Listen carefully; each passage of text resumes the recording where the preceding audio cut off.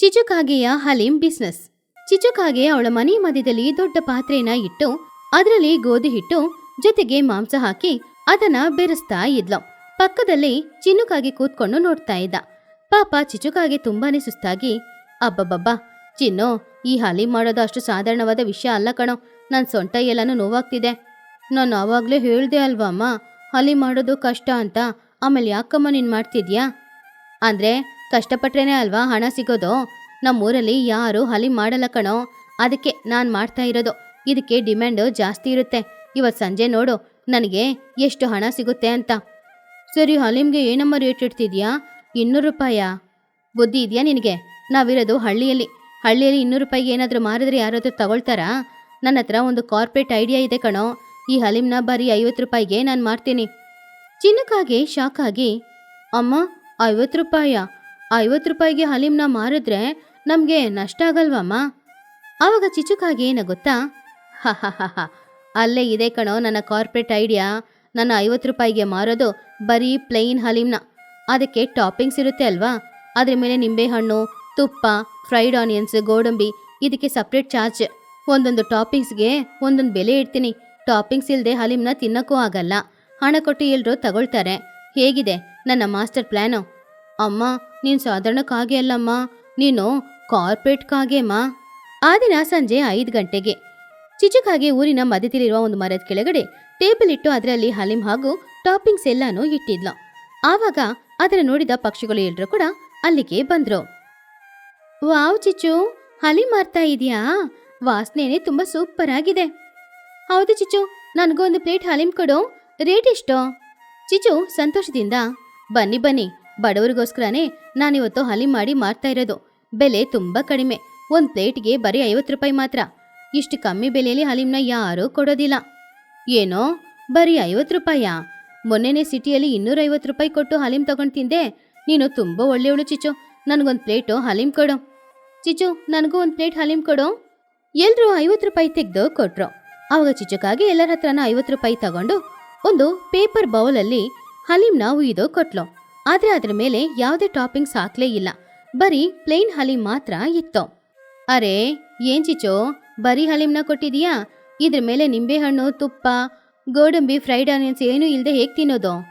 ಆವಾಗ ಚಿಚುಕಾಗೆ, ಮಹಿಯವ್ರೆ, ಏನ್ ನೀವು ಬೋರ್ಡ್ನ ನೋಡೇ ಇಲ್ವಾ? ನಾನು ಕೊಟ್ಟಿರೋದು 50 ರೂಪಾಯಿಗೆ ಬರೀ ಬೇಸಿಕ್ ಪ್ಲ್ಯಾನು. ನಿಮಗೆ ಇದೆಲ್ಲ ಬೇಕು ಅಂದರೆ ನೀವು ಆ್ಯಡ್ ಆನ್ಸ್ನ ನೋಡಬೇಕು. ಎಲ್ಲರೂ ಆ ಬೋರ್ಡಲ್ಲಿ ಏನು ಬರೆದಿದೆ ಅಂತ ಓದಕ್ಕೆ ಶುರು ಮಾಡಿದ್ರು. ಅಲ್ಲಿ ಚಿಚ್ಚು ಹಲೀಂ ಆ್ಯಡ್ ಆನ್ಸ್ ಅಂತ ಬರೆದು ಒಂದೇ ಒಂದು ಗೋಡಂಬಿ 10 ರೂಪಾಯಿ, ಒಂದು ಸ್ಪೂನ್ ಫ್ರೈಡ್ ಆನಿಯನ್ಸ್ 20 ರೂಪಾಯಿ, ಒಂದೇ ಒಂದು ಹನಿ ನಿಂಬೆ ರಸಕ್ಕೆ 5 ರೂಪಾಯಿ, ಒಂದು ಸ್ಪೂನ್ ತುಪ್ಪಕ್ಕೆ 30 ರೂಪಾಯಿ, ಹಾಗೆಯೇ ಆ ಹಲೀಂನ ತಿನ್ನಕ್ಕೆ ಒಂದು ಪ್ಲಾಸ್ಟಿಕ್ ಸ್ಪೂನ್ಗೆ 5 ರೂಪಾಯಿ ಅಂತ ಬರ್ದಿತ್ತು. ಅದು ನೋಡಿ ಎಲ್ರಿಗೂ ಕೋಪ ಬಂತು. ಏನೋ ಒಂದು ಗೋಡಂಬಿಗೆ 10 ರೂಪಾಯಿನಾ? ಒಂದೇ ಒಂದು ಹನಿ ನಿಂಬೆ ಜ್ಯೂಸ್ಗೆ 5 ರೂಪಾಯಿನ? ಇದು ಅನ್ಯಾಯ. ಸ್ಪೂನ್ಗೆ ಕೂಡ 5 ರೂಪಾಯಿ ಅಂತ ಹಾಕಿದೀಯಾ? ಕೈಯಲ್ಲಿ ತೆಗೆದು ತಿನ್ನಕ್ಕಾಗುತ್ತಾ ಇದನ್ನ? ಮಾರ್ಕೆಟಲ್ಲಿ ಬೆಲೆ ಜಾಸ್ತಿ ಇದೆ ಚೋಟೋ. ನಿಂಬೆಹಣ್ಣು ಬೆಲೆ ಆಕಾಶಕ್ಕೆ ಹೋಗ್ತಾ ಇದೆ. ಹಾಗೇನೆ ತುಪ್ಪದ ಬೆಲೆ ಹೇಳ್ಬೇಕಾ? ಗೋಡಂಬಿ ಬೆಲೆ ಬೇರೆ ತುಂಬಾನೇ ಜಾಸ್ತಿ ಇದೆ. ಸುಮ್ಮನೆ ಕೊಡಕ್ಕಾಗುತ್ತಾ? ನೀವು ಟಾಪಿಕ್ಸ್ ಇಲ್ಲದೆ ತಿನ್ಬೋದು. ನಾನು ನಿಮ್ಮನ್ನ ಯಾರನ್ನೂ ಒತ್ತಾಯ ಮಾಡೋದಿಲ್ಲ. ನನಗೆ ಈ ಪ್ಲೇನ್ ಹಲೀಂ ಗಂಟ್ಲಲ್ಲಿ ಇಳಿತಾ ಇಲ್ಲ, ತುಂಬ ಚಪ್ಪೆ ಇದೆ. ಒಂದು ಸ್ಪೂನು ಫ್ರೈಡ್ ಆನಿಯನ್ಸ್ ಹಾಕು. 20 ರೂಪಾಯಿ ಕೊಡಿ. ಮಹಿ 20 ರೂಪಾಯಿ ಕೊಟ್ಟು ಚಿಚ್ಚು ಹತ್ರ ಆನಿಯನ್ಸ್ ತಗೊಂಡ್ಲು. ಸ್ವಲ್ಪ ತುಪ್ಪನೂ ಹಾಕು, ತುಂಬಾನೇ ಡ್ರೈ ಆಗಿದೆ. 30 ರೂಪಾಯಿ ಕೊಡಿ. ಮಹಿ ಅದು 30 ರೂಪಾಯಿ ಕೊಟ್ಲು. ಸ್ವಲ್ಪ 4 ಗೋಡಂಬಿನ ಹಾಕ್ತೀಯಾ? ಕ್ರಂಚಿಯಾಗಿರುತ್ತೆ. 4 ಗೋಡಂಬಿ ಅಂದರೆ 10 40 ರೂಪಾಯಿ ಕೊಡಿ. ಹಾಗೇನೆ ಸ್ವಲ್ಪ ನಿಂಬೆ ರಸನೂ ಹಾಕು. ನಿಂಬೆ ರಸ ಇಲ್ಲದೆ ತಿನ್ನಕ್ಕಾಗಲ್ಲ. ನಿಂಬೆ ರಸ ಅಂದರೆ ಒಂದು 5 ಹನಿ ಹಾಕ್ಲಾ? 5 × 5 25, ಜೊತೆಗೆ ಇನ್ನೊಂದು 5 ರೂಪಾಯಿ ಕೊಡಿ. ತಿನ್ನಕ್ಕೆ ಸ್ಪೂನ್ ಕೂಡ ಕೊಡ್ತೀನಿ. ಮಹಿ ಹದ್ದು ಎಲ್ಲನೂ ತಗೊಂಡು, ಇವಾಗ ಟೋಟಲ್ ಎಷ್ಟಾಯಿತು ಚಿಚ್ಚೋ? ಪ್ಲೇನ್ ಹಲೀಮ್ 50 ರೂಪಾಯಿ, ಟಾಪಿಂಗ್ಸು 120 ರೂಪಾಯಿ, ಟೋಟಲ್ ಆಗಿ 170 ರೂಪಾಯಿ. ಎಂಜಾಯ್ ಮಾಡಿ ನಿಮ್ಮ ಮೀಲ್ಸ್ನ. ಆವಾಗ ಮಹಿ ಕೋಪದಿಂದ, ಅಯ್ಯೋ ಪಾಪಿ, 50 ರೂಪಾಯಿ ಹಲೀಮ್ ಅಂತ ಹೆಸರು ಹೇಳಿ 170 ರೂಪಾಯಿಗೆ ಹಲೀಮ್ ಮಾರ್ತಾ ಇದೆಯಲ್ಲ, ಇದು ತುಂಬಾ ಅನ್ಯಾಯ. ನಾನೇನು ಆಸ್ತಿನ ಮಾರ್ಬೇಕಾ? ಇನ್ನೊಂದ್ಸಲ ನಾನಂತೂ ಈ ಕಡೆ ಬರೋದಿಲ್ಲ. ಮಹಿ ಹದ್ದು ಚಿಚ್ಚುನ ಬೈಕೊಂಡೇ ಆ ಹಲೀಮ್ನ ತಿಂತಾ ಇದ್ಲು. ಅಲ್ಲಿದ್ದ ಉಳಿದ ಪಕ್ಷಿಗಳು ಕೂಡ ಬೇರೆ ದಾರಿ ಇಲ್ಲ ಅನ್ನೋದ್ರಿಂದ ಚಿಚ್ಚು ಕೇಳಿದ ಹಣನ ಕೊಟ್ಟು ಟಾಪಿಕ್ಸ್ನ ಹಲೀಮಲ್ಲಿ ಹಾಕೊಂಡು ತಿಂತಾ ಇದ್ರು. ಇವಾಗ ಚಿಚುಕಾಗಿಯ ಹತ್ತಿರ ಸುಮಾರು ಹಣ ಸೇರಿತ್ತು. ಚಿಚುಕಾಗಿ ಅದನ್ನ ನೋಡಿ ಸಂತೋಷ ಪಡ್ತಿದ್ಲು. ಚಿನ್ನು, ನೋಡಿದ್ಯಾ ನನ್ನ ಕಾರ್ಪೊರೇಟ್ ಐಡಿಯಾನ? ಬೇಸಿಕ್ಗೆ ಸ್ವಲ್ಪ ಕಮ್ಮಿ ಹಣನ ಇಟ್ಟು ಆಡರ್ಸ್ಗೆ ಜಾಸ್ತಿ ಹಣನ ಇಟ್ಟು ಹೀಗೆ ಎಲ್ಲರ ಹತ್ರ ಹಣ ದೋಚ್ಕೊಳ್ಬೋದು. ಸರಿಯಾಗಿ ಆ ಸಮಯದಲ್ಲಿ ಆ ಊರಿನಲ್ಲಿ ಬುದ್ಧಿವಂತ ಹುಡುಗನಾದ ಬನ್ನುಗಿಳಿ ಅಲ್ಲಿಗೆ ಬಂದ. ಅವನ ಹೆಗ್ಲಲ್ಲಿ ಒಂದು ಸ್ಕೂಲ್ ಬ್ಯಾಗ್ ಅನ್ನ ಹಾಕೊಂಡಿದ್ದ. ಅವನು ಚಿಚು ಮಾರ್ತಾ ಇರುವ ಹಲೀಮ್ನ ನೋಡ್ದ. ಪಕ್ಕದಲ್ಲಿರುವ ಬೋರ್ಡ್ ಅನ್ನ ಓದ್ದ. ಆಮೇಲೆ ಚಿಚುನ ನೋಡಿ, ಅರೆ ಇದೇನಿದು ಚಿಚು ಆಂಟಿ, ನೀವು ಹಲೀಮ್ ಮಾರ್ತಾ ಇದ್ದೀರಾ? ಏ ಬನ್ನು, ಹಲೀಮ್ ಕೇಳ್ಬೇಡ್ವೋ, ಅವಳು 50 ರೂಪಾಯಿ ಅಂತ ಹೆಸರಿಟ್ಟು 170 ರೂಪಾಯಿಗೆ ಹಲೀಮ್ ಮಾರ್ತಾ ಇದ್ದಾಳೆ. ಇವಾಗ್ಲೇ ನಾನು 170 ರೂಪಾಯಿ ಕೊಟ್ಟು ಒಂದು ಹಲೀಮ್ ತಗೊಂಡೆ ಕಣೋ. ಅವಾಗ ಬನ್ನು ತಾಯಿ ಹತ್ರ, ಅಮ್ಮ ನಿನ್ ಮಗ ಎಂತ ಬುದ್ಧಿವಂತ ಅಂತ ನಿನಗೆ ಗೊತ್ತಿಲ್ಲ ಅಮ್ಮ. ಆಂಟಿ, ನನ್ಗೂ ಒಂದು ಹಲೀಮ್ ಕಡಿ ಆಂಟಿ. ಚಿಚು ನಗುತ್ತಾ, ಬಾರೋ ಬನ್ನೋ, ಏನ್ ಇನ್ನೂ ಬನ್ನು ಬರ್ಲಿಲ್ಲ ಅಂತ ಕಾಯ್ತಾ ಇದ್ದೆ. ನಿನಗೆ ಎಷ್ಟು ಟಾಪಿಂಗ್ಸ್ ಬೇಕಾದ್ರೂ ಕೊಡ್ತೀನಿ. ಎಷ್ಟು ಗೋಡಂಬಿ ಬೇಕು, ಎಷ್ಟು ಫ್ರೈಡ್ ಆನಿಯನ್ಸ್ ಬೇಕು ಹೇಳು. ಅವಾಗ ಬನ್ನು ನಗುತ್ತಾ, ಆಂಟಿ ನನಗೆ ಟಾಪಿಂಗ್ಸ್ ಏನೋ ಬೇಡ, ಟಾಪಿಂಗ್ಸ್ ಏನು ನನಗೆ ಇಷ್ಟ ಇಲ್ಲ. ನನಗೆ ಬರೀ ನಿಮ್ಮ 50 ರೂಪಾಯಿ ಪ್ಲೇನ್ ಹಲೀಮ್ ಮಾತ್ರ ಕೊಡಿ. ಚಿಚುಕಾಗಿ ಆಶ್ಚರ್ಯದಿಂದ, ಏನೋ ಪ್ಲೇನ್ ಹಲೀಮಾ? ಏನೋ ಇದು, ಟಾಪಿಂಗ್ಸ್ ಏನು ಇಲ್ದೆ ಆ ಪ್ಲೇನ್ ಹಲೀಮ್ನ ಹೇಗ್ ತಿಂತೀಯ ನೀನು? ಹಾಗಲ್ಲ ಆಂಟಿ, ನನ್ನ ಪ್ಯಾಕೆಟ್ ಇಲ್ಲಿರೋದು ಬರೀ 50 ರೂಪಾಯಿ, ಅದಕ್ಕೆ ನಾನು ಬರೀ ಹಲೀಮ್ ಮಾತ್ರ ಕೊಡಿ ಅಂತ ಕೇಳ್ತಿರೋದು. ಪಾತ್ರೆ ಕೂಡ ಬೇಡ, ನನ್ನ ಹತ್ರ ಪಾತ್ರೆ ಇದೆ, ಸ್ಪೂನ್ ಕೂಡ ನನಗೆ ಬೇಕಾಗಿಲ್ಲ. ಹಾಗಂತ ಹೇಳಿ ಬನ್ನು ಅವನ್ ಬ್ಯಾಗಿಂದ ಒಂದು ಪಾತ್ರೆನ ತೆಗೆದು ಹೊರಗಡೆ ಇಟ್ಟ. ಅವಾಗ ಅದ ನೋಡಿದ ಚಿಚುಕಾಗೆ, ಸರಿಯಾದ ಜಿಪ್ಣ ಇವನು. ಏನ್ ಮಾಡೋದು, 50 ರೂಪಾಯಿಗೆ ಹಲೀಮ್ ಮಾತ್ರ ಕೊಡ್ತೀನಿ. ಚಿಚುಕಾಗೆ ಆ ಪಾತ್ರೆಯಲ್ಲಿ ಬರೀ 50 ರೂಪಾಯಿ ಪ್ಲೇನ್ ಹಲೀಮ್ನ ಉಯ್ದು ಅದರ ಬನ್ನು ಹತ್ರ ಕೊಟ್ಲು. ಬನ್ನು ಆ ಪ್ಲೇನ್ ಹಲೀಮ್ನ ತಗೊಂಡು ಹೋಗಿ ಪಕ್ಕದಲ್ಲಿರೋ ಟೇಬಲ್ ಅಲ್ಲಿ ಕೂತ್ಕೊಂಡಿದ್ದ. ಪಕ್ಷಿಗಳೆಲ್ಲರೂ ಅವನನ್ನ ನೋಡ್ತಾ ಇದ್ರು, ಇವನ್ ಹೇಗೆ ಪ್ಲೇನ್ ಹಲೀಮ್ನ ತಿಂತಾನೆ ಅಂತ. ಪ್ಲೇನ್ ಹಲೀಮ್ನ ತಿನ್ನೋದು ಅಷ್ಟು ಈಸಿ ಅಲ್ಲ ಅಂತ ಎಲ್ರಿಗೂ ಗೊತ್ತು. ಆವಾಗ ಬನ್ನು ಆ ಪ್ಲೇನ್ ಹಲೀಮ್ನ ಇಟ್ಟು ಅವನ ಬ್ಯಾಗ್ ಜಿಪ್ ಓಪನ್ ಮಾಡ್ದ. ಇವಾಗ ನೋಡಿ ಚಿಚು ಆಂಟಿ, ನಾನು ಏನ್ ಮ್ಯಾಜಿಕ್ ಮಾಡ್ತೀನಿ ಅಂತ. ಹಾಗಂತ ಹೇಳಿ ಬ್ಯಾಗ್ ಒಳಗಡೆಯಿಂದ ಒಂದು ಬಾಕ್ಸ್ ಅಲ್ಲಿ ಫ್ರೈಡ್ ಆನಿಯನ್ಸ್ ನ ಹೊರಗಡೆ ತೆಗ್ದ. ಅದ್ರಲ್ಲಿ ಇದ್ದಿದ್ದು ಬರೀ ಫ್ರೈಡ್ ಆನಿಯನ್ಸ್. ಬನ್ನು, ಏನೋ ಅದು? ಆಂಟಿ, ಇದು ಫ್ರೈಡ್ ಆನಿಯನ್ಸ್. ಬೆಳಿಗ್ಗೆ ನಮ್ಮಮ್ಮ ಚೋಟು ಬಿರಿಯಾನಿ ಮಾಡೋದಕ್ಕೋಸ್ಕರ ಫ್ರೈಡ್ ಆನಿಯನ್ಸ್ ನ ಮಾಡಿದ್ರು, ಅದ್ರಲ್ಲಿ ಎಕ್ಸ್ಟ್ರಾ ಇತ್ತು, ಅದನ್ನ ನಾನು ಡಬ್ಬಿಯಲ್ಲಿ ಹಾಕಿ ತಗೊಂಡ್ಬಂದೆ. ಬನ್ನು ಆ ಫ್ರೈಡ್ ಆನಿಯನ್ಸ್ ನ ಹಲೀಮಲ್ಲಿ ಹಾಕ್ತಾ. ಒಂದು ಸ್ಪೂನ್ ಅಲ್ಲ, ಒಂದು ಡಬ್ಬಿ ಹಾಕ್ತಾ. ಚಿಚುಕಾಗಿ ಅದನ್ನ ನೋಡಿ ಆಶ್ಚರ್ಯದಿಂದ, ಏನೋ ಮನೆಯಿಂದ ತಗೊಂಡ್ ಬಂದ್ಯಾ? ಆವಾಗ ಬನ್ನು ಅವನ ಬ್ಯಾಗಿಂದ ಒಂದು ತುಪ್ಪದ ಬಾಟ್ಲು ತೆಗ್ದ. ಆಂಟಿ, ಇದು ನಮ್ಮ ಮನೆಯಲ್ಲಿ ನಾವೇ ಮಾಡಿದ ಸ್ವಚ್ಛವಾದ ಹಾಲ್ ತುಪ್ಪ. ನಿಮ್ಮಲ್ಲಿ ತುಪ್ಪ 30 ರೂಪಾಯಿ ಅಲ್ವಾ? ಹಾಗಂತ ಹೇಳಿ ಆ ತುಪ್ಪದಲ್ಲಿ 4 ಸ್ಪೂನ್ ಹಲೀಮಲ್ಲಿ ಹಾಕ್ತಾ. ಬಿಸಿ ಬಿಸಿಯಾಗಿದ್ದ ಹಲೀಮಲ್ಲಿ ತುಪ್ಪ ಹಾಕ್ದಾಗ ಅರೋಮ ಬಂತು. ಬನ್ನು, ಏನೋ ಮಾಡ್ತಿದ್ಯಾ ನೀನು? ಇದು ಚೀಟಿಂಗ್ ಕಣೋ. ಇದ್ರಲ್ಲಿ ಚೀಟಿಂಗ್ ಏನಿದೆ ಆಂಟಿ? ಇದು ನನ್ನ ಪ್ರಾಪರ್ಟಿ, ನಾನು ಯೂಸ್ ಮಾಡ್ತಿದ್ದೀನಿ. ಹಾಗಂತ ಹೇಳಿ ಬನ್ನು ಪುನಃ ಒಂದ್ ಬ್ಯಾಗಿಂದ ಒಂದ್ ಪ್ಯಾಕೆಟ್ ತೆಗ್ದ. ಇದು ಗೋಡಂಬಿ. ಅಂಗಡಿಯಲ್ಲಿ 50 ರೂಪಾಯಿ ಕೊಟ್ಟು ತಗೊಂಡೆ. 50 ರೂಪಾಯಿಗೆ 50 ಗೋಡಂಬಿ ಕೊಟ್ರು. ನಿಮ್ಮಲ್ಲಿ ಒಂದ್ ಗೋಡಂಬಿಗೆ 10 ರೂಪಾಯಿ ಅಲ್ವಾ? ಇವಾಗ ನಾನು ಈ 50 ಗೋಡಂಬಿನ ಕೂಡ ಹಲೀಮಲ್ಲಿ ಹಾಕ್ತೀನಿ. ಹಾಗಂತ ಕವರ್ ಓಪನ್ ಮಾಡಿ ಆ 50 ಗೋಡಂಬಿನ ತೆಗೆದು ಅವನು ಹಲೀಮ್ ಮೇಲೆ ಹಾಕ್ತ. ಇವಾಗ ಹಲೀಮ್ ಕಾಣಿಸ್ಲೇ ಇಲ್ಲ, ಎಲ್ಲಾನು ಗೋಡಂಬಿಯಿಂದ ಮುಚ್ಚಿ ಇತ್ತು. ಆಹಾ ಬನ್ನು, ನೀನ್ ಸೂಪರ್ ಕಣೋ. ಈ ಯೋಚನೆ ನಮ್ ಯಾರಿಗೂ ಬರ್ಲಿಲ್ಲ ನೋಡು. ಆಂಟಿ, ಇನ್ನೂ ಒಂದು ಸೂಪರ್ ಟ್ವಿಸ್ಟ್ ಇದೆ ಇರಿ. ಹಾಗಂತ ಹೇಳಿ ಅವನ್ ಬ್ಯಾಗಿಂದ ಒಂದು ನಿಂಬೆ ಹಣ್ಣನ್ನ ತೆಗ್ದ. ಆಂಟಿ, ಒಂದೇ ಒಂದು ಹನಿ ನಿಂಬೆ ರಸಕ್ಕೆ ನೀವು 5 ರೂಪಾಯಿ ತಗೊಂಡ್ರಿ ಅಲ್ವಾ? ನಾನು ಸಂತೆಗೆ ಹೋಗಿ 5 ರೂಪಾಯಿಗೆ 3 ನಿಂಬೆ ಹಣ್ಣು ತಗೊಂಡ್ ಬಂದೆ. ಇದ್ರಲ್ಲಿ ಎಷ್ಟು ಬೇಗ ಹಾಕ್ಬಿಟ್ಟು ನಾನು ಸಿಪ್ಪೆನೆ ದೂರ ಹಾಕ್ತೀನಿ. ಹಾಗಂತ ಹೇಳಿ ಬನ್ನು ಎಷ್ಟು ನಿಂಬೆ ರಸ ಬೇಕೋ ಅದನ್ನ ಆ ಹಲೀಮಲ್ಲಿ ಹುಯ್ದ. ಆಮೇಲೆ ಆ ಹಲೀಮ್ನ ಒಂದು ಸ್ಪೂನ್ ತೆಗೆದು ತಿಂದ್ ನೋಡ್ದ. ಆಹಾ, ಇದು ಹಲೀಮ್ ಅಲ್ಲ, ಅಮೃತ ಅಮೃತ. ಇದ್ರಲ್ಲಿ ಆ ಗೋಡಂಬಿ ಕ್ರಂಚಿನೆಸ್ ಇದೆ, ಫ್ರೈಡ್ ಆನಿಯನ್ ಸ್ವೀಟ್ನೆಸ್ ಇದೆ, ತುಪ್ಪದ ಅರೋಮಾ ಇದೆ, ಸೂಪರ್. ಆದ್ರೆ ಇದಕ್ಕೆ ನಾನು ಖರ್ಚು ಮಾಡಿರೋದು ಬರೀ 50 ರೂಪಾಯಿ ಮಾತ್ರ, ಬೇರೆ ಹೆಚ್ಚಾಗಿ ಏನು ಖರ್ಚು ಮಾಡ್ಲೇ ಇಲ್ಲ. ಹಾಗಂತ ಹೇಳ್ದ ಬನ್ನು. ಚಿಚ್ಚು ಆಂಟಿ, ನೀವು ಕೊಟ್ಟ ಪ್ಲೇನ್ ಹಲೀಮ್ ತುಂಬಾ ಚೆನ್ನಾಗಿದೆ. ಹಾಗಂತ ಹೇಳಿದಾಗ ಪಕ್ಷಿಗಳು ಎಲ್ರು ಕೂಡ ಬನ್ನುವಿನ ಬುದ್ಧಿವಂತಿಕೆಯನ್ನ ಹೊಗಳಿದ್ರು. ಅರೆರೇ ಬನ್ನು, ನಿನ್ನಂತ ಬುದ್ಧಿವಂತನನ್ನ ನೋಡಿದೇ ಇಲ್ಲ ಕಣೋ. ಇಂಥ ಐಡಿಯಾ ನಮ್ಗೆ ಬರ್ಲೇ ಇಲ್ಲ. ನಾಳೆಯಿಂದ ನಾವು ಕೂಡ ಇದನ್ನೇ ಮಾಡ್ತೀವಿ. ಹಾ ಹೌದು, ನನ್ ಮನೆಯಲ್ಲಿ ಗೋಡಂಬಿ ಇದೆ, ಅದನ್ನ ನಾನು ತುಪ್ಪದಲ್ಲಿ ಹಾಕಿ ಹುರಿದು ತಗೊಂಡ್ ಬರ್ತೀನಿ. ಅದನ್ನ ನಾವು ಹಲೀಮ್ಗೆ ಹಾಕೊಳ್ಳೋಣ. ನಾನು ಆನಿಯನ್ಸ್ ನ ಫ್ರೈ ಮಾಡಿ ಫ್ರೈಡ್ ಆನಿಯನ್ಸ್ ತಗೊಂಡ್ ಬರ್ತೀನಿ. ಅದನ್ನ ಹಾಕೊಂಡ್ರೆ ಚೆನ್ನಾಗಿರುತ್ತೆ. ಎಲ್ರು ಕೂಡ ಹಲೀಮ್ ತಗೊಂಡು ಅದ್ರಲ್ಲಿ ಹಂಚ್ಕೊಂಡ್ ತಿನ್ಬೋದು. ಚಿಚುಕಾಗಿಗೆ ಬನ್ನು ಮೇಲೆ ಕೋಪ ಬಂತು. ಬನ್ನು, ಯಾಕೋ ಈ ರೀತಿ ಅನ್ಯಾಯ ಮಾಡ್ತಾ ಇದೀಯಾ? ನಾನು 50 ರೂಪಾಯಿಗೆ ಪ್ಲೇನ್ ಹಲೀಮ್ ಕೊಟ್ಟು ಆ ಆಡ್ ಆನ್ಸ್ ಅಂದ್ರೆ ಟಾಪಿಂಗ್ಸ್ ಅಲ್ಲೇ ಲಾಭ ಸಂಪಾದನೆ ಮಾಡ್ಬೇಕು ಅಂತ ಅನ್ಕೊಂಡಿದ್ದೆ. ಆದ್ರೆ ನೀನ್ ಬಂದು ಇವಾಗ ನನ್ನ ವ್ಯಾಪಾರನ ನಾಶ ಮಾಡ್ತಾ ಇದೀಯಾ? ಬನ್ನು ನಗುತ್ತಾ, ನಾನೇನ್ ಮಾಡ್ದೆ ಆಂಟಿ? ನೀವ್ ಯಾಕೆ ಆ ರೀತಿ ಐಡಿಯಾ ಮಾಡಿದ್ರಿ? ನೀವೇ ನ್ಯಾಯವಾಗಿ ಒಂದ್ ಬೆಲೆ ಇಟ್ಟು ಕೇಳಿದ್ರೆ ಎಲ್ರು ಆ ಬೆಲೆ ಕೊಟ್ಟು ಹಾಲಿನ ತಗೊಂಡ್ ತಿಂತಿದ್ರು. ಆದ್ರೆ ನೀವು ಎಲ್ಲರನ್ನ ಮೋಸ ಮಾಡಿ ತೋಚ್ಕೊಳ್ಬೇಕು ಅಂತ ಅಂದ್ಕೊಂಡ್ರಿ. ಅದು ನನ್ಗೆ ಅರ್ಥ ಆಯ್ತು. ಅದಕ್ಕೆ ನಿಮ್ಗೆ ಪಾಠ ಕಲ್ಸ್ಕೊಡೋದಕ್ಕೋಸ್ಕರ ನಾನು ಈ ರೀತಿ ಎಲ್ಲ ಮಾಡ್ದೆ. ಅಮ್ಮ, ನಾನು ಆವಾಗ್ಲೇ ಹೇಳಿದೆ ಊರಿನವ್ರನ್ನ ಮೋಸ ಮಾಡಿ ಸಂಪಾದನೆ ಮಾಡೋದು ಬೇಡ ಅಂತ. ನೀನ್ ಕೇಳಿದ್ಯಾ? ಇವಾಗ ನೋಡು, ಎಲ್ಲರ ಮುಂದ್ಗಡೆ ನಾವು ತಲೆ ಬಗ್ಗೆ ನಿಲ್ಲೋ ತರ ಇದೆ. ಹೌದ್ ಕಣೋ, ಈ ಊರಿನವ್ರೆಲ್ರು ಇಷ್ಟು ಬುದ್ಧಿವಂತರಾಗ್ತಾರೆ ಅಂತ ನನಗೇನೋ ಗೊತ್ತೋ.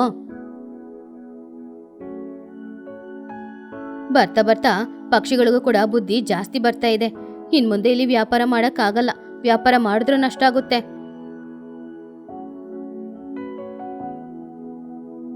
ಹೊಸ ಟಿವಿಯ ಸಂತೋಷ. ಬೆಳಗ್ಗೆ 10 ಗಂಟೆಗೆ ಟುನಿಯ ಮನೆಗೆ ಒಂದು ಆಟೋದಲ್ಲಿ ದೊಡ್ಡ ಟಿವಿ ಬಂತು. ಆ ಟಿವಿ ಯಾರ ಮನೆಯಲ್ಲಿ ಇಲ್ಲದೆ ಇರೋಷ್ಟು 60 ಇಂಚಸ್ ದೊಡ್ಡ ಟಿವಿ ಆಗಿತ್ತು. ಅದನ್ನ ಪಕ್ಷಿಗಳು ಎಲ್ಲರೂ ಆಸೆಯಿಂದ ನೋಡ್ತಾ ಇದ್ರು. ಅಮ್ಮ ಅಮ್ಮ, ಹೊಸ ಟಿವಿ ತುಂಬಾ ಚೆನ್ನಾಗಿದೆ. ಎಷ್ಟು ದೊಡ್ಡದಾಗಿದೆ ಅಲ್ವಾ? ನಾನು ಇನ್ ಮುಂದೆ ಕಾರ್ಟೂನ್ನ ಈ ಟಿವಿಯಲ್ಲೇ ನೋಡ್ತೀನಿ. ಸರಿ ಬುಜ್ಜಿ, ನೀನು ದೊಡ್ಡ ಟಿವಿ ಬೇಕು ಅಂತ ಆಸೆ ಪಟ್ಟೆ ಅಲ್ವಾ? ಅದಕ್ಕೆ ನನ್ನ ಸೇವಿಂಗ್ಸ್ ಎಲ್ಲಾನು ಹಾಕಿ ಈ ಸ್ಮಾರ್ಟ್ ಟಿವಿ ತಗೊಂಡಿದ್ದೀನಿ. ಇದರಲ್ಲಿ ಥಿಯೇಟರ್ ಎಫೆಕ್ಟ್ ಸಿಗುತ್ತೆ. ಟುನಿ, ನಿಜವಾಗ್ಲೂ ಇಷ್ಟು ದೊಡ್ಡ ಟಿವಿನ ನಮ್ಮೂರಲ್ಲಿ ಯಾರ ಮನೆಯಲ್ಲೂ ನಾನು ನೋಡಿದೇ ಇಲ್ಲ ಟುನಿ. ಇದನ್ನ ನೋಡುವಾಗ ನನಗೆ ತುಂಬಾನೇ ಖುಷಿ ಆಗ್ತಾ ಇದೆ. ಆಂಟಿ, ಈ ಟಿವಿಯಲ್ಲಿ ಫುಡ್ ವಿಡಿಯೋಸ್ ನೋಡಿದ್ರೆ ಅದ್ರಲ್ಲಿ ಬರೋ ಚಿಕನ್ ಬಿರಿಯಾನಿಯಲ್ಲಿ ಇರುವ ಲೆಗ್ ಪೀಸು ದೊಡ್ಡದಾಗಿ ಕಾಣಿಸುತ್ತೆ ಅಲ್ವಾ? ನನಗೆ ಇವಾಗಲೇ ಹಸ್ವಾಗ್ತಾ ಇದೆ. ಬನ್ನು, ಟಿವಿಯಲ್ಲಿ ಫುಡ್ ವಿಡಿಯೋ ನೋಡ್ಬೋದು, ಆದ್ರೆ ಟಿವಿ ಒಳಗಡೆಯಿಂದ ಫುಡ್ ಹೊರಗಡೆ ಬರಲ್ಲ ಕಣೋ. ಇನ್ನೂ ಅವರು ಟಿವಿನ ಕೂಡ ಓಪನ್ ಮಾಡಲಿಲ್ಲ. ಅಷ್ಟು ಬೇಗ ನಿನ್ನ ಕೆಲಸನ ನೀನು ಶುರು ಮಾಡಿದ್ಯಾ? ಆವಾಗಲೇ ಚಿಚುಕಾಗಿ ಅಲ್ಲಿಗೆ ಬಂತು. ಟೋನಿ ಮನೇಲಿರುವ ಅಷ್ಟು ದೊಡ್ಡ ಟಿವಿನ ನೋಡಿದಾಗ ಅವಳಿಗೆ ಹೊಟ್ಟೆ ಕಿಚ್ಚಾಯಿತು. ಟೋನಿ, ಇದೇನಿದು? ಇಷ್ಟು ದೊಡ್ಡ ಕಪ್ಪು ಪೆಟ್ಟಿಗೆನ ಇಟ್ಕೊಂಡಿದ್ಯಾ? ಒಳ್ಳೆ ಬೀರೋ ಥರ ಇದೆ. ಓ, ಇದು ಟಿವಿನಾ? ಚೆನ್ನಾಗಿಲ್ಲ. ಇಷ್ಟು ದೊಡ್ಡ ಟಿವಿ ಯಾಕೆ ಹೇಳು? ಇದನ್ನ ನೋಡಿದ್ರೆ ಕಣ್ ಕೆಟ್ಟೋಗುತ್ತೆ. ಏನ್ ಚಿಚು ಹಾಗೆ ಹೇಳ್ತಾ ಇದೀಯಾ? ದೊಡ್ಡ ಟಿವಿಯಲ್ಲಿ ಪಿಕ್ಚರ್ ನೋಡುವಾಗ ತುಂಬಾ ಚೆನ್ನಾಗಿರುತ್ತೆ. ಟುನಿ ಕಷ್ಟಪಟ್ಟು ತಗೊಂಡಿದ್ದಾಳೆ, ಅವಳನ್ನ ಮೆಚ್ಕೊಳ್ಬೇಕೇ ಹೊರತು ಯಾಕೆ ಈ ರೀತಿ ಮಾತಾಡ್ತಿದ್ಯಾ? ಹೌದು, ನಮ್ಮ ಹಳೆ ಟಿವಿಯಲ್ಲಿ ಚಿಕ್ಕ ಚಿಕ್ಕದಾಗಿ ಸೀರಿಯಲ್ ನೋಡಿದ್ದು. ಇನ್ ಮುಂದೆ ದಿನ ಟುನಿ ಮನೆಯಲ್ಲೇ ನಾವು ಸೀರಿಯಲ್ ನೋಡಕ್ ಬರ್ಬೇಕು. ಎಲ್ರೂ ಬನ್ನಿ, ಇನ್ ಮುಂದೆ ಸಂಜೆ ನನ್ನ ಮನೆಯಲ್ಲೇ ಎಲ್ರಿಗೂ ಮೀಟಿಂಗು. ಎಲ್ರೂ ಇಲ್ಲೇ ಸೀರಿಯಲ್ ನೋಡ್ಬೋದು. ಆವಾಗ ಚಿಚ್ಚು ಅವಳ ಮನ್ಸಲ್ಲಿ, ಏನೋ ಎಲ್ರೂ ಟುನಿ ಮನೆಗೆ ಬರ್ತಾರಾ? ಅಂದ್ರೆ ನನ್ನ ಮನೆಗೆ ಯಾರು ಬರಲ್ವಾ? ಇದು ಸರಿ ಬರಲ್ಲ. ಈ ಟಿವಿ ಕಾರಣದಿಂದನೇ ಇದೆಲ್ಲ. ಈ ಟಿವಿನ ಹೇಗಾದ್ರೂ ಹೊಡೆದಾಕ್ಬೇಕು ಹಾಗಂತ ಮನ್ಸಲ್ಲಿ ಅಂದ್ಕೊಂಡು, ಹೌದೌದು, ಎಲ್ರೂ ಟುನಿ ಮನೆಗೆ ಸಂಜೆ ಮೀಟಿಂಗ್ಗೆ ಬರೋಣ. ಆದ್ರೆ ಟುನಿ ಟಿವಿನ ಜೋಪಾನವಾಗಿ ನೋಡ್ಕೊ, ಯಾಕಂದ್ರೆ ಬಿದ್ದು ಒಡೆದೋದ್ರೆ. ಹಾಗೆಲ್ಲ ಏನೂ ಆಗಲ್ಲ ಚಿಚ್ಚು, ನಾನು ಅದನ್ನ ಟೈಟಾಗಿ ಫಿಟ್ ಮಾಡಿದ್ದೀನಿ. ಆ ದಿನ ಸಂಜೆ 7 ಗಂಟೆಗೆ ಟುನಿ ಮನೆಯಲ್ಲಿ ಎಲ್ಲ ಪಕ್ಷಿಗಳು ಕೂತ್ಕೊಂಡು ಟಿವಿನ ನೋಡ್ತಾ ಇದ್ರು. ಟಿವಿ ತುಂಬಾ ದೊಡ್ಡದಾಗಿ, ನೋಡಕ್ಕೆ ಕಲರ್ಫುಲ್ ಆಗಿ ಬೇರೆ ಇತ್ತು. ಚಿಚುಕಾಗಿ ಬೇಕು ಬೇಕು ಅಂತಾನೆ ಟಿವಿ ಹತ್ರದಲ್ಲಿ ಹೋಗಿ ನಿಂತ್ಕೊಂಡ್ಲು. ಅಮ್ಮ, ಆ ಟಿವಿಯಲ್ಲಿ ತೋರಿಸ್ತಾ ಇರುವ ಬರ್ಗರ್ ಎಷ್ಟು ದೊಡ್ಡದಾಗಿದೆ ಅಲ್ವಾ? ನನಗೆ ಅದೇ ರೀತಿ ಒಂದು ಬರ್ಗರ್ನ ಆರ್ಡರ್ ಮಾಡಮ್ಮ. ಟಿವಿ ನೋಡಕ್ ಕರ್ಕೊಂಡ್ ಬಂದ್ರೆ ನೀನೇನೋ ಬರ್ಗರ್ ಕೇಳ್ತಾ ಇದೀಯಾ? ಬಾಯಿ ಮುಚ್ಕೊಂಡ್ ಟಿವಿ ನೋಡು. ಟೋನಿ, ನಿನ್ ಟಿವಿಯಲ್ಲಿ ಸೌಂಡ್ ಕೂಡ ಚೆನ್ನಾಗಿದೆ. ಹೋಮ್ ಥಿಯೇಟರ್ ಥರನೇ ಕೇಳಿಸ್ತಿದೆ. ಥ್ಯಾಂಕ್ಸ್ ಮಹಿ, ಇಲ್ಲಿ ನಿಮಗೆ ಟೀ ಸ್ನ್ಯಾಕ್ಸ್ ಎಲ್ಲಾನು ತಗೊಂಡ್ ಬರ್ತೀನಿ. ಹಾಗಂತ ಟೋನಿ ಒಳಗಡೆ ಹೋದಾಗ ಚಿಚ್ಚು ಅವಳ ಮನ್ಸಲ್ಲಿ, ಈಗ ಯಾರು ನೋಡ್ತಾ ಇಲ್ಲ, ಇದೇ ಒಳ್ಳೆ ಅವಕಾಶ. ನನ್ನ ಕೈಲಿರೋ ವಾಟರ್ ಬಾಟಲ್ನ ಈ ಟೇಬಲ್ ಮೇಲೆ ಇಡ್ತೀನಿ. ಆಮೇಲೆ ಆ ನೀರನ್ನ ಪ್ಲಗ್ ಮೇಲೆ ಚೆಲ್ತೀನಿ. ಶಾರ್ಟ್ ಸರ್ಕ್ಯೂಟ್ ಆಗುತ್ತೆ, ಟಿವಿನೂ ಹಾಳಾಗೋಗುತ್ತೆ.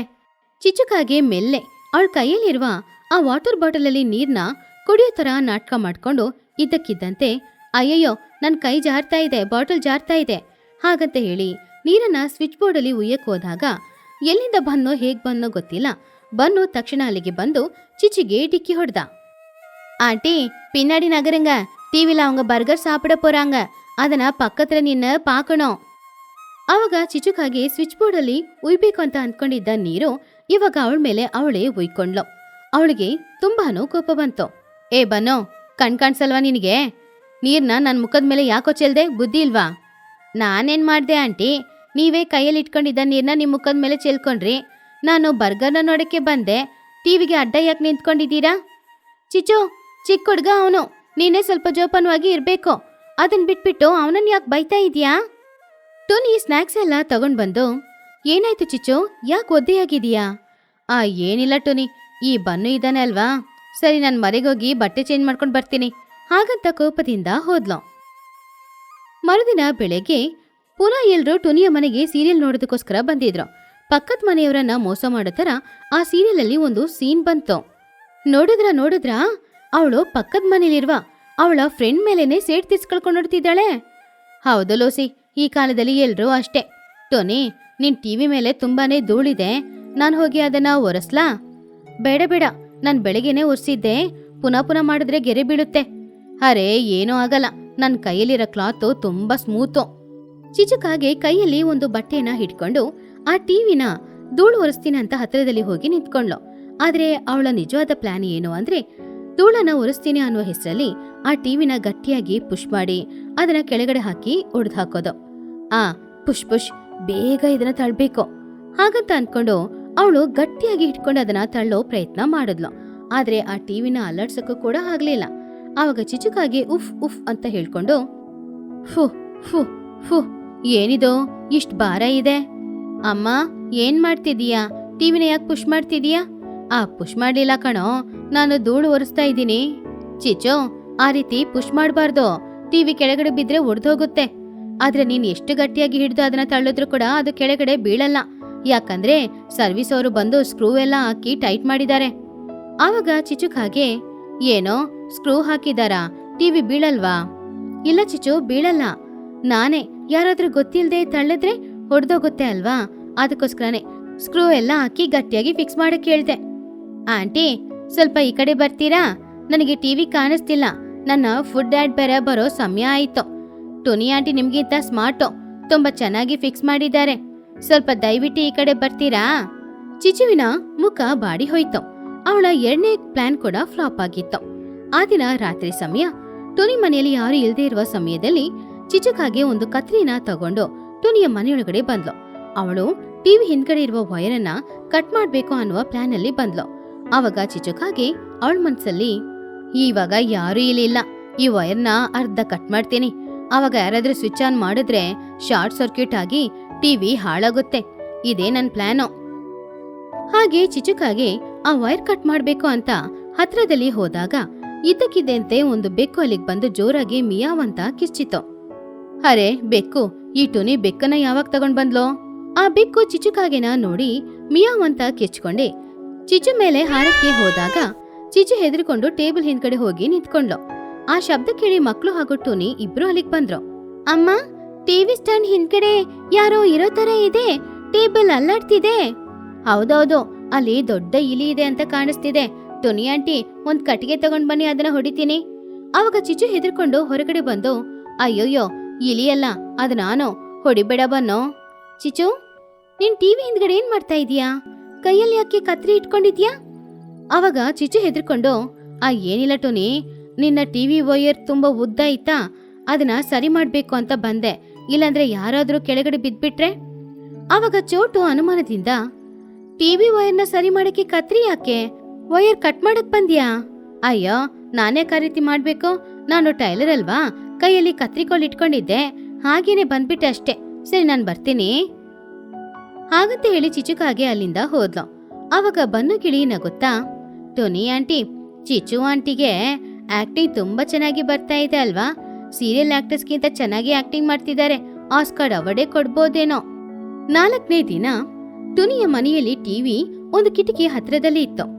ಆವಾಗ ಚಿಚುಕಾಗೆ ಒಂದು ಉದ್ದವಾಗಿರುವ ಕೋಲನ್ನ ತಗೊಂಡ್ ಬಂದು ಕಿಟಕಿಯ ಆ ಕಡೆ ನಿಂತ್ಕೊಂಡಿದ್ಲು. ಅವಳು ಆ ಟಿವಿ ಪಕ್ಕದಲ್ಲಿದ್ದ ಒಂದು ಫ್ಲವರ್ ವಾಸ್ನ ಟಿವಿ ಸ್ಕ್ರೀನ್ ಮೇಲೆ ತಳ್ಳಿದ್ರೆ ಆಮೇಲೆ ಸ್ಕ್ರೀನ್ ಒಡೆದೋಗುತ್ತೆ, ಟಿವಿ ಹಾಳಾಗುತ್ತೆ ಅಂತ ಅಂದ್ಕೊಂಡಿದ್ಲು. ಇನ್ನೊಂದ್ ಕಡೆ ಮನೆಯೊಳಗಡೆ ಎಲ್ರು ಕೂಡ ಭಯಂಕರವಾಗಿರುವ ಒಂದು ಹಾರರ್ ಮೂವಿನ ನೋಡ್ತಾ ಇದ್ರು. ಅಮ್ಮ, ನನಗ್ ಭಯ ಆಗ್ತಾ ಇದೆ, ಆ ದೆವ್ವ ಏನೋ ಅಷ್ಟು ಭಯಂಕರವಾಗಿದೆ. ಹೆದರ್ಬೇಡ ಕಣೋ, ಅದು ಟಿವಿ ಒಳಗಡೆ ಇದೆ, ಹೊರಗಡೆ ಬರಲ್ಲ. ಹೊರಗಡೆ ನಿಂತ್ಕೊಂಡಿದ್ದ ಚಿಚುಕಾಗೆ ಅವಳ ಕೈಯಲ್ಲಿದ್ದ ಕೋಲನ್ನ ಕಿಟಕಿ ಮೂಲಕ ಒಳಗಡೆ ಹಾಕಿ ಆ ಫ್ಲವರ್ ವಾಸ್ ಅನ್ನ ಮೆಲ್ಲೆ ಮೆಲ್ಲೆ ತಳ್ತಾ ಇದ್ಲು. ಇನ್ನು ಸ್ವಲ್ಪ ಈ ಕಡೆ ಎಳೆದ್ರೆ ಆ ಫ್ಲವರ್ ವಾಸ್ ಸ್ಕ್ರೀನ್ ಮೇಲೆ ಬಿದ್ದು ಸ್ಕ್ರೀನ್ ಒಡೆದೋಗುತ್ತೆ. ಸಡನ್ ಆಗಿ ಮೂವಿಯಲ್ಲಿ ಒಂದು ದೊಡ್ಡ ಭಯಂಕರವಾದ ದೆವ್ವ ಬಂದಾಗ ಬನ್ನುಗಿಳಿ ತುಂಬಾನೇ ಹೆದರ್ಕೊಂಡು ಟಿವಿ ಪಕ್ಕದಲ್ಲಿದ್ದ ಆ ಕಿಟಕಿನ ಕ್ಲೋಸ್ ಮಾಡ್ದ. ಅಯ್ಯಯ್ಯೋ, ಈ ಕಿಟಕಿ ಒಳಗಡೆಯಿಂದ ದೆವ್ವ ಬಂದ್ಬಿಡುತ್ತೆ. ಆದ್ರೆ ಬನ್ನು ಆ ರೀತಿ ಮಾಡಿದ್ರಿಂದ ಹೊರಗಡೆ ನಿಂತ್ಕೊಂಡಿದ್ದ ಚಿಚುಕಾಗಿಗೆ ಆ ಬಾಗಿಲು ಹಾಕಿದ ತಕ್ಷಣ ಆ ಬಾಗಿಲು ಅವಳ ಮುಖದ ಮೇಲೆ ಹೊಡೆದಿದ್ರಿಂದ ಅವಳಿಗೆ ನೋವಾಯ್ತು. ಅಯ್ಯೋ, ನನ್ ಮುಖ ಪಂಚರ್ ಆಯ್ತು, ಯಾರೋ ಅದು ಕಿಟಕಿನ ಹಾಕಿದ್ದೋ. ಹಾಗೆ ಚಿಚುಕಾಗಿ ಜೋರಾಗಿ ಕಿಚ್ಚಾಡಿದಾಗ ಒಳಗಡೆ ಇದ್ದವರು ಎಲ್ರು ಕೂಡ ತಕ್ಷಣ ಹೊರಗಡೆ ಬಂದ್ರು. ಅರೆ ಚಿಚು, ನೀನ್ ಹೊರಗಡೆ ಏನ್ ಮಾಡ್ತಾ ಇದೀಯಾ? ಅದನ್ನು ಕಟ್ಟಿಗೆ ಹಿಡ್ಕೊಂಡು? ಅದೇನಿಲ್ಲ, ಈ ಕಟ್ಟಿಗೆ ಹಿಡ್ದು ಆ ಕಿಟಕಿ ಮುಚ್ಬೇಕಂತ ಅಂದ್ಕೊಂಡೆ. ಕಟ್ಟಿಗೆ ಹಿಡ್ಕೊಂಡು ಮುಚ್ಚೋದು ಯಾಕೆ? ಒಳಗಡೆ ಬಂದು ಕಿಟಕಿನ ಮುಚ್ಬೋದಾಗಿತ್ತಲ್ವಾ? ಆಂಟಿ, ನಿಜ ಹೇಳಿ, ನೀವು ಟಿವಿ ಮೇಲೆ ಇರುವ ಆ ಫ್ಲವರ್ ವಾಸ್ನ ಟಿವಿ ಮೇಲೆ ಹಾಕಿ ಟಿವಿನ ಹೊಡೆದಕ್ಕೆ ನೋಡಿದ್ರಲ್ವಾ? ನಾನು ಅದು ಅಲ್ಲಾಡೋದನ್ನ ನೋಡ್ದೆ. ಆವಾಗ ಟುನಿ ಬೇಜಾರಿಂದ, ಯಾಕೆ ಚಿಚ್ಚು, ನನ್ ಟಿವಿ ಮೇಲೆ ನಿನಗೆ ಯಾಕೆ ಅಷ್ಟು ಕೋಪ? ನಾನು ಎಷ್ಟು ಹಣ ಖರ್ಚು ಮಾಡಿ ಕಷ್ಟಪಟ್ಟು ತಗೊಂಡಿದ್ದೀನಿ. ಆ ಟಿವಿನ ಹೊಡೆದಕ್ಕೆ ನೋಡ್ತಾ ಇದೆಯಲ್ಲ, ನಿನಗೆ ಸ್ವಲ್ಪನಾದ್ರೂ ಬುದ್ಧಿ ಇದೆಯಾ? ನನ್ ಮನೆಗ್ ಬರ್ಬೇಡ ನೀನು. ಚಿಚುಗೆ ಏನು ಉತ್ತರ ಕೊಡೋದಂತ ಅರ್ಥ ಆಗ್ಲಿಲ್ಲ. ಇವಾಗ ಅವಳು ಎಲ್ರ ಮುಂದ್ಗಡೆ ಸಿಕ್ಕಾಕೊಂಡಿದ್ಲು. ಎಲ್ರು ಅವಳನ್ನ ಬೈತಾ ಇದ್ರು. ಚಿಚು, ನಮ್ ಗೆಳತಿ ಚೆನ್ನಾಗಿರೋದನ್ನ ನೋಡಿ ನಾವು ಸಂತೋಷ ಪಡ್ಬೇಕು, ಆದ್ರೆ ನಿಂತರ ಹೊಟ್ಟೆ ಕಿಚ್ಪಾಡ್ಬಾರ್ದು. ಹೌದು ಚಿಚು, ನಿನಗ್ ಸ್ವಲ್ಪನಾದ್ರೂ ಬುದ್ಧಿ ಇದೆಯಾ? ಟುನಿ ಎಷ್ಟು ಕಷ್ಟಪಟ್ಟು ಆ ಟಿವಿನ ತಗೊಂಡಿದ್ದಾಳೆ, ಅದನ್ನ ಅವಳು ಮಾತ್ರ ಇಟ್ಕೊಂಡಿದ್ಲಾ? ನಮ್ಮೆಲ್ರಿಗೂ ಕೂಡ ತೋರಿಸ್ತಾ ಇದ್ದಾಳೆ ತಾನೆ. ಚಿಚಿ, ನೀನ್ ಇಂಥವಳು ಅಂತ ನಾನು ಸ್ವಲ್ಪನೂ ಅಂದ್ಕೊಂಡಿರ್ಲಿಲ್ಲ. ನಿನ್ನ ಹತ್ರ ಎಲ್ಲ ಮಾತಾಡೋಕ್ಕೂ ಕೂಡ ಯೋಚನೆ ಆಗ್ತಿದೆ. ಆವಾಗ ಚಿನ್ನಕ್ಕಾಗಿ ಅಳುತ್ತಾ, ಅಮ್ಮ, ಏನಮ್ಮ ಎಲ್ರು ನಿನ್ನನ್ನ ಬೈತಾ ಇದ್ದಾರೆ, ನಂಗೆ ಕಷ್ಟ ಆಗ್ತಾ ಇದೆ. ನಮ್ಮ ಮನೇಲಿ ಟಿವಿ ಇಲ್ಲ ಅಂದ್ರೂ ಕೂಡ ಟೋನಿ ಆಂಟಿ ನಮ್ಗೆ ಟಿವಿ ತೋರಿಸ್ತಿದ್ದಾರೆ ತಾನೆ, ಮತ್ ಯಾಕಮ್ಮ ಈ ರೀತಿ ಮಾಡ್ದೆ? ಹಾಗಂತ ಹೇಳಿ ಚಿನ್ನು ಜೋರಾಗಿ ಅಳ್ತಾ ಇದ್ದಾಗ ಚಿಚುಕಾಗಿಗೆ ಅವಳು ಮಾಡಿದ್ದು ತಪ್ಪು ಅಂತ ಅನಿಸ್ತು. ಅವಳು ಪಕ್ಕದ ಮನೇಲಿರುವ ತನ್ನ ಗೆಳತಿಯನ್ನ ನೋಡಿ ಹೊಟ್ಟೆ ಕಿಚ್ಪಟ್ಟಿದ್ದು ತಪ್ಪು ಅಂತ ಅಂದ್ಕೊಂಡು ಎಲ್ಲರ ಹತ್ರನೂ ಕ್ಷಮಾಪಣೆ ಕೇಳಿದ್ಲು. ಸಾರಿ ಟೋನಿ, ನಿನ್ ಮನೆಯಲ್ಲಿ ಇಷ್ಟು ದೊಡ್ಡ ಟಿವಿ ನೋಡಿದಾಗ ನನ್ನ ಮನೆಯಲ್ಲಿ ಟಿವಿನೇ ಇಲ್ವಲ್ಲ ಅಂತ ನನಗೆ ಹೊಟ್ಟೆ ಕಿಚ್ಚಾಯ್ತು. ಅದಕ್ಕೆ ಈ ಟಿವಿನ ಹೇಗಾದ್ರೂ ಹೊಡೆದಾಕ್ಬೇಕು ಅಂತ ಅಂದ್ಕೊಂಡೆ. ಆದ್ರೆ ನಾನು ಎಷ್ಟೇ ಟ್ರೈ ಮಾಡಿದ್ರು ಆ ಟಿವಿಯಲ್ಲಿ ನನ್ನಿಂದ ಒಂದ್ ಗೆರೆ ಕೂಡ ಹಾಕಕ್ಕಾಗ್ಲೇ ಇಲ್ಲ. ಆದ್ರೆ ನನ್ನೀಗೋ ಇವಾಗ ಹೊಡೆದೋಯ್ತು, ನನ್ನನ್ನ ಕ್ಷಮಿಸ್ಬಿಡೋ. ನೋಡಿದ್ರಾ, ಅದಕ್ಕೆ ಹೇಳೋದು, ಒಳ್ಳೆಯವರಿಗೆ ದೇವ್ರು ಯಾವಾಗ್ಲೂ ಜೊತೆಗೆ ಇರ್ತಾನೆ, ನಿಮ್ಮಂತ ಕೆಟ್ಟವರಿಗೇನೆ ದೇವ್ರು ಯಾವಾಗ್ಲೂ ಈ ರೀತಿ ಶಿಕ್ಷೆನೆ ಕೊಡೋದು. ಪರವಾಗಿಲ್ಲ ಚಿಚ್ಚು, ಇವಾಗ ನಿನ್ ತಪ್ಪನ್ನ ನೀನ್ ಅರ್ಥ ಮಾಡ್ಕೊಂಡೆ ಅಲ್ವಾ? ನನಗೆ ಅದೇ ಸಾಕು. ನಾವೆಲ್ರೂ ಚಿಕ್ಕ ವಯಸ್ಸಿಂದ ಗೆಳತಿಯರು, ಯಾವಾಗ್ಲೂ ಒಂದಾಗಿರ್ಬೇಕು. ಆದ್ರೆ ಇನ್ನೊಂದ್ಸಲ ಈ ರೀತಿ ಮಾಡ್ಬೇಡ. ಸರಿ ಟೋನಿ, ನಾನು ನಿಜವಾಗ್ಲೂ ಇನ್ ಮುಂದೆ ಈ ರೀತಿ ಮಾಡಲ್ಲ. ಸರಿ ಬನ್ನಿ, ಮೂವಿ ಅರ್ಧದಲ್ಲೇ ಬಿಟ್ಟು ಬಂದಿದೀವಿ, ಹೋಗಿ ಪುನಃ ಕಂಟಿನ್ಯೂ ಮಾಡೋಣ. ಹೌದೌದು, ಇವಾಗ ದೆವ್ವಕ್ಕೆ ಇಂಟರ್ವೆಲ್ ಕೊಟ್ಟಿದ್ದೀವಿ. ಟೋನಿ ಆಂಟಿ, ನೀವು ಪಾಪ್ಕಾರ್ನ್ ಮಾಡಿ ತಗೊಂಡ್ ಬರ್ತೀನಿ ಅಂತ ಹೇಳಿದ್ರಲ್ವಾ, ಹೋಗಿ ತಗೊಂಡ್ ಬನ್ನಿ. ಚಿಚು ಆಂಟಿ, ನೀವು ಬಂದ್ ನನ್ನ ಪಕ್ಕದಲ್ಲಿ ಕೂತ್ಕೊಳ್ಳಿ. ಒಂದ್ ವೇಳೆ ದೆವ್ವ ಹೊರಗಡೆ ಬಂದ್ರೆ ಫಸ್ಟ್ ನಿಮ್ಮನ್ನ ಹಿಡಿದು ದೆವ್ವದ ಹತ್ರ ಕೊಡ್ತೀನಿ. ಎಲ್ರೂ ಜೋರಾಗಿ ನಗಾಡಿದ್ರು. ಚಿಚುಕಾಗೆ ಮಾತ್ರ ತಲೆ ಬಗ್ಗಿ ಮನೆಯೊಳಗಡೆ ಹೋದ್ಲು. ಈ ಕಥೆಯಲ್ಲಿರುವ ನೀತಿ ಏನು ಅಂದ್ರೆ, ನಮ್ಮ ಬಂಧು ಬಳಗ, ಫ್ರೆಂಡ್ಸ್, ಅಕ್ಕದ ಪಕ್ಕದ ಮನೆಯವರು ಅವ್ರ ಜೀವನದಲ್ಲಿ ಚೆನ್ನಾಗಿ ಬೆಳೀತಾ ಇರೋದನ್ನ ನೋಡಿ ನಾವು ಸಂತೋಷ ಪಡ್ಬೇಕು, ಅವರನ್ನ ಮೆಚ್ಕೊಳ್ಬೇಕು. ಅದನ್ನ ಬಿಟ್ಟು ಅವ್ರ ಮೇಲೆ ಹೊಟ್ಟೆ ಕಿಚ್ಪಟ್ಟು ಅವರನ್ನ ನಾಶ ಮಾಡಕ್ಕೆ ಮಾತ್ರ ನೋಡ್ಲೇಬಾರ್ದು.